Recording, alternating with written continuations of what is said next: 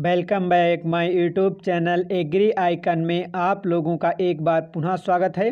आज एग्रीकल्चर की class number 4 जिसमें हम आईसीआर, वीएचयू और यूपी कैटेट से संबंधित क्वेश्चनों को कराएंगे। तो अपना क्वेश्चन को स्टार्ट करते हैं। पहला क्वेश्चन है, गेहूं में सिंचाई के लिए सबसे क्रिटिकल स्टेज कौन सी है? यानी गेहूं में सिंचाई की सबसे क्रांतिक अवस्था कौन सी है? तो वो हो जाएगी CRI, जो बुआई के 21 दिन बाद आती है। नेक्स्ट क्वेश्चन, ग्रीन हाउस पद्धति से फसल उत्पादन को होने वाला लाभ है।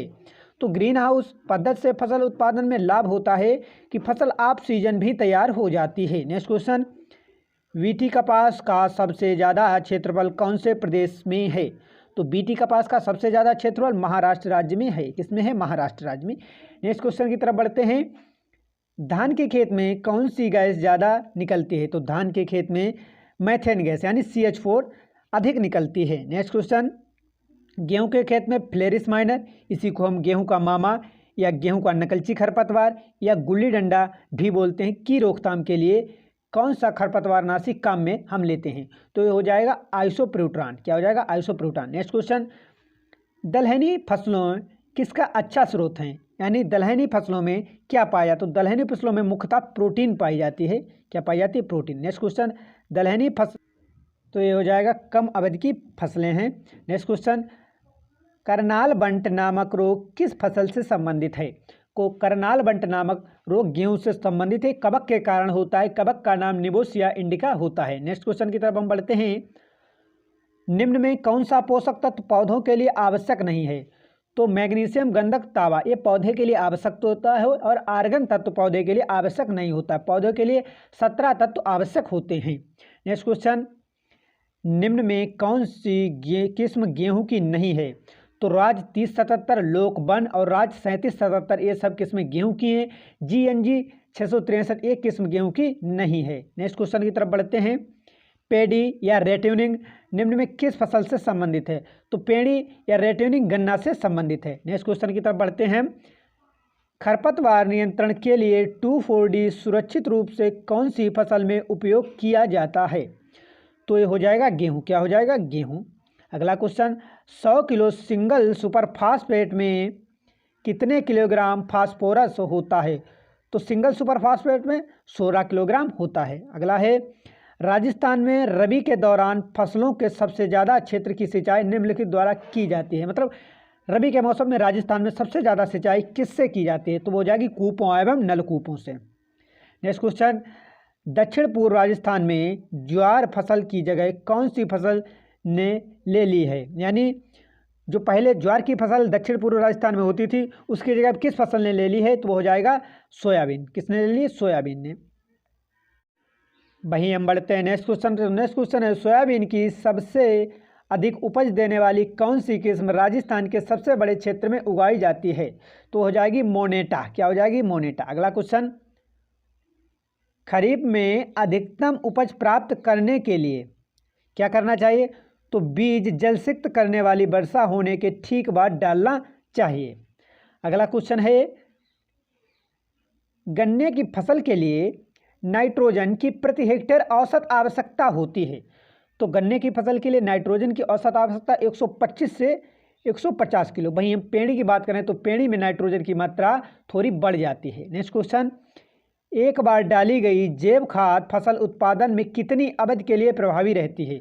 तो जो जैव खाद होती है वो खेत में एक बार डालने से 2 से 3 वर्ष तक उपयोगी रहती है। नेक्स्ट क्वेश्चन, किसी मौसम में फसलों का औसत उत्पादन मुख्यतः किस कारण से कम होता है? तो इसका ऑप्शन हो जाएगा कम वर्षा व असमान वितरण।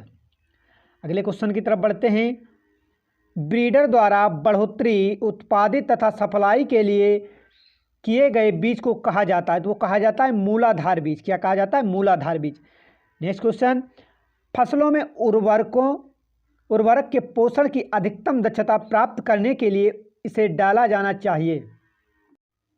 तो इसका राइट ऑप्शन हो जाएगा बीज तथा उर्वरक को मिलाकर ड्रिलर द्वारा। नेक्स्ट क्वेश्चन, निम्न में कौन अमेरिकन कपास का वैज्ञानिक नाम है? तो गॉसिपियम बारबेंडेसम ये अमेरिकन कपास का वैज्ञानिक नाम है। वहीं गॉसिपियम आर्बोरियम तथा गॉसिपियम हर्बेसियम ये भारतीय वैज्ञानिक यानी देसी कपास का वैज्ञानिक नाम है। अगला है एट्राजीन शाकनाशी कौन सी फसल में खरपतवार नियंत्रण के लिए सही है? तो एट्राजीन मक्का की फसल के लिए उत्तम रहती है। नेक्स्ट क्वेश्चन, मृदा में घुलनशील लवणों की मात्रा क्रांतिक अवस्था में ज़्यादा होती है तो फसल बढ़वार पर प्रतिकूल असर पड़ता है, ये मृदा कहलाती है। तो मृदा लवणीय मृदा कहलाती है। अगला है कौन सी फसल को उगाने में जल भराव की आवश्यकता होती है? तो ये सिंपल क्वेश्चन है, इसमें धान आप सही हो जाएगा, यानी धान की फसल को उगाने के लिए जल भराव की आवश्यकता होती है। अगला है निम्न में से कौन सी फसल कम तापमान से सबसे अधिक प्रभावित होती है? तो हो जाएगी सरसों। सरसों की फसल, निम्न में सरसों की फसल कम तापमान में सबसे अधिक प्रभावित होती है। अगला है राज्य में सिंचाई का सबसे प्रचलित साधन है? तो हो जाएगा कुएं। नेक्स्ट क्वेश्चन, आवश्यक पोषक तत्व लोहे को कौन से वर्ग में वर्गीकृत किया गया है? तो लोहा सूक्ष्म पोषक तत्व होता है, लोहे को सूक्ष्म पोषक तत्व कहा गया है। नेक्स्ट क्वेश्चन, कौन सा पोषक तत्व पौधे की वनस्पति वृद्धि में सहायता करता है? क्वेश्चन बढ़िया है, इसका राइट ऑप्शन हो जाएगा नाइट्रोजन। क्या हो जाएगा? नाइट्रोजन। अगला है सोयाबीन के बीजों में प्रोटीन की मात्रा कितने प्रतिशत होती है? तो 40 से 42 या 36 से 40% हो जाएगी। अगला है देश में राजस्थान की कौन सी तिलहन फसल का क्षेत्रफल व उत्पादन में प्रथम स्थान है? तो हो जाएगी सरसों। क्या हो जाएगी? सरसों। अगला है पर्ल मिलेट किस फसल को कहते हैं? इंपॉर्टेंट क्वेश्चन है। तो पर्ल मिलेट बाजरा की फसल को कहते हैं। अगला है कार्बनिक खादें सुधार करने में सहायक होती हैं? तो हो जाएगी मृदा के भौतिक गुणों में, मृदा के रासायनिक गुणों में, मृदा के जैविक गुणों में, उपरोक्त सभी। तो इसका राइट ऑप्शन हो जाएगा उपरोक्त सभी। अगला है कौन सा पादप हार्मोन्स जिबरेलिन के प्रतिकूल कार्य करता है? यानी कौन सा पादप हार्मोन्स जिबरेलिन की तरह कार्य करता? तो हो जाएगा साइटोकाइनिन। साइटोकाइनिन। क्या हो जाएगा? साइटोकाइनिन। नेक्स्ट क्वेश्चन, बरसीम फसल को उगाया जाता है? तो बरसीम की फसल को उगाया जाता है चारा उत्पादन के लिए। किसके लिए? चारा उत्पादन के लिए। अगला क्वेश्चन, प्रमाणित बीज उत्पादन के लिए किसका उपयोग करते हैं? यानी प्रमाणित बीज होता है, उसके उत्पादन के लिए हम किसका उपयोग करते हैं? तो उसको हम आधारीय बीज यानी आधार बीज का उपयोग करते हैं। नेक्स्ट क्वेश्चन, यूरिया उर्वरक प्रदान करता है? यूरिया उर्वरक नाइट्रोजन प्रदान करता है, उसमें नाइट्रोजन की मात्रा 46% होती है। अगला है निम्न में से WCC 75 किसकी किस्म है? तो WCC 75 बाजरे की किस्म है। नेक्स्ट क्वेश्चन, राजस्थान राज्य में गन्ने की बसंतकालीन बुआई का सबसे उपयुक्त समय है? तो हो जाएगा फरवरी से मार्च। अगला क्वेश्चन, फसल चक्र में किस प्रकार की फसलों को मुख्यतः सम्मिलित करना चाहिए? तो फसल चक्र में दलहनी फसलों को मुख्यतः सम्मिलित करना चाहिए, क्योंकि ये वातावरण की शुद्ध नाइट्रोजन को स्थिरीकरण करती हैं। अगला है प्रजनक द्वारा सर्वप्रथम उत्पन्न बीज होता है? तो प्रजनक द्वारा सर्वप्रथम उत्पन्न बीज केंद्रक बीज होता है। अगला क्वेश्चन, राजस्थान में सबसे प्रमुख मृदा किस प्रकार की है? तो हो जाएगी एरिडोसोल्स, एरिडीसोल्स। नेक्स्ट क्वेश्चन, निम्न में से कौन सी तारामीरा की किस्म है? तो हो जाएगी T9। यानी निम्न में कौन सी तारामीरा की किस्म है? तो हो जाएगी T9। अगला है बाजरा की वृद्धि के लिए उपयुक्त तापमान होता है? तो बाजरा की वृद्धि के लिए 30 से 40 सेल्सियस तापमान उपयुक्त होता है। अगला है विश्व में गेहूं उत्पादन में भारत का कौन सा स्थान है? तो गेहूं उत्पादन में भारत का दूसरा स्थान है, पहला चीन का हो जाएगा। अगला है लाल विगलन रोग किस फसल की मुख्य बीमारी? इंपॉर्टेंट क्वेश्चन है। तो ये गन्ना की बीमारी है। किसकी? गन्ना की। अगला है पौधों के लिए निम्न में गंधक का साधन है? तो सिंगल सुपरफास्फेट, जिप्सम और गंधक तत्व। तो उपरोक्त सभी हो जाएंगे। क्या हो जाएंगे? उपरोक्त सभी।